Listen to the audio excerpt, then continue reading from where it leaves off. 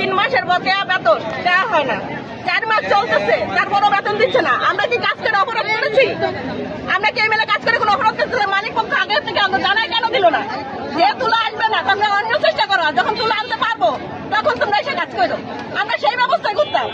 আমরা অন্যান্য মেলে লাইগেও গেছি, তারপরও আমাদের বেতন দিবে বইলা নিয়ে আসছে ফোন করে করে আমাদের সুপারভাইজারকে। তার মুখে কি আশাটা অপরাধ হয়ে গেছে? এই অপরাধের আমরা জবাব চাই যে আমরা কি অপরাধ করছি কাজ করে। আমাদের বেতন দেয় নাই। 2 তারিখে তুলা আসার কথা ছিল, তাও আসে নাই। এখন মাসের 6 তারিখ, আজকে বেতন দেওয়ার ডেট। তারা লিখিত দিচ্ছে, প্রমাণ দিচ্ছে, এই কারণে বেতনও দিচ্ছে না, তুলাও আসছে না। কেন আমরা কেন শিকার হচ্ছে সেটা বলেন।